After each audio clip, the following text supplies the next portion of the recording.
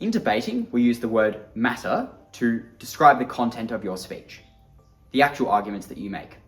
Good matter isn't just what you say, it's how well you explain it, how logical it is, and why it clearly shows the judge that your side is right. So, how should you build a good point? There are 4 key elements. The first is called characterization. That's just a fancy word for describing the current situation. Think of it like setting a story. You're helping the audience understand the world, what it looks like before your argument changes it.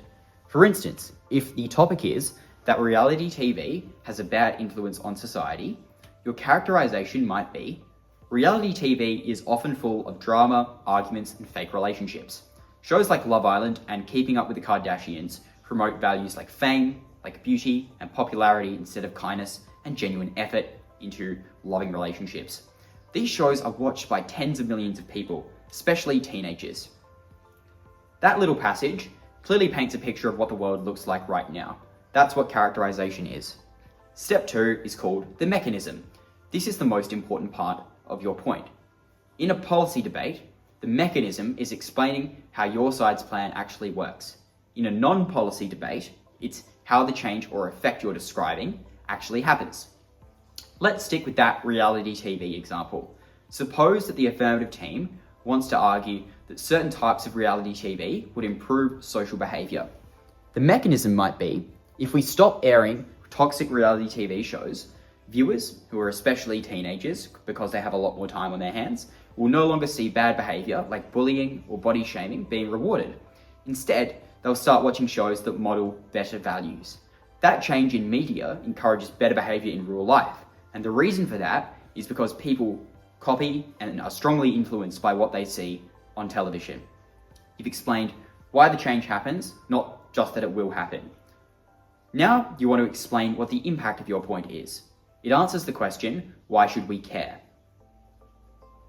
For example, this means that over time, young people will learn to treat each other with more respect. We'll have fewer cases of online bullying, we'll have people feeling more confident in who they are.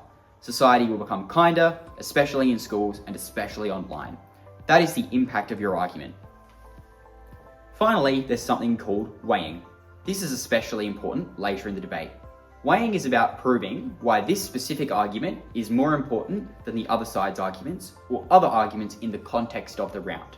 You might say something like, this is the most important point in the debate. This affects more people than any other argument, or even if the other side is right, this point is more important because. There are a few ways to do weighing. The first way is on scale. You should ask the question, how many people does this point affect? In the reality TV example, you might say, reality TV influences millions of people, especially children, every single day. That's a huge part of the population. The second way to weigh is using sympathy. Question who the people are that are affected by this policy. You can say, teenagers are vulnerable. They're still figuring out who they are. Helping them is more important than protecting a show that's just entertainment. The third is severity. How serious is the harm or benefit proven by this point? You might say that the harm of people developing self-esteem issues or becoming more aggressive is far more serious than losing access to a few TV shows for entertainment. Weighing helps the judge remember what matters most. So, remember, characterization, characterize the current situation and what the problem is. Second, explain your mechanism, how things will change on your side. Third of all, show the impact, why that's good or bad. And fourth, weigh the argument. Tell the judge why it matters more than the other side's points. Let's try a quick version together. The topic is that phones should be banned during the school day, and I want to run a point as the first affirmative speaker that banning phones will improve student learning and reduce distractions, thereby improving their focus. Now to my first point, that this will improve students' focus and learning.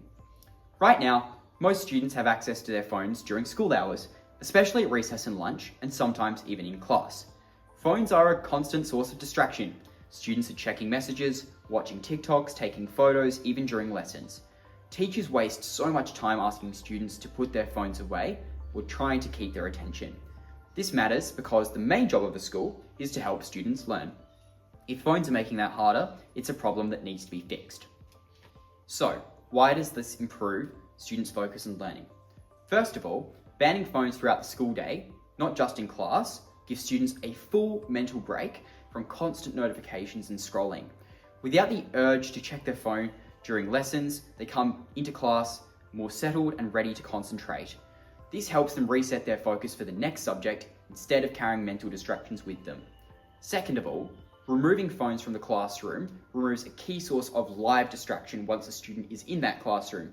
Students aren't sneakily texting under the desk or zoning out on games. This means that they're more likely to pay attention to the teacher, follow explanations more clearly, and retain more of what they're taught. Therefore, the lesson time becomes more productive. Third of all, banning phones in schools will improve long-term focus skills. When students go hours and hours without a device, they learn and they practice how to stay focused on one task at a time. Sometimes phones normally interrupt your train of thought, and over time, this will build stronger habits for studying, doing homework, and learning in general, even outside of school. The impact of this argument means that students perform better at school, they feel less anxious, they build better friendships that are face-to-face. They also get into better habits for the future, learning how to build and interact without needing a screen.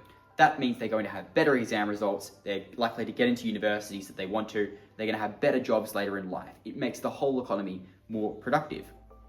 This is the most important point in the debate, because how well a student focuses in school affects the course of what they can do at university, what course they get into, their exam scores, and therefore the trajectory of their entire life. It affects every single student in the country, every single school day. Even if the other team is right that phones might help in emergencies or during free time, those benefits are really small compared to the huge impact that this has on focus and success at school.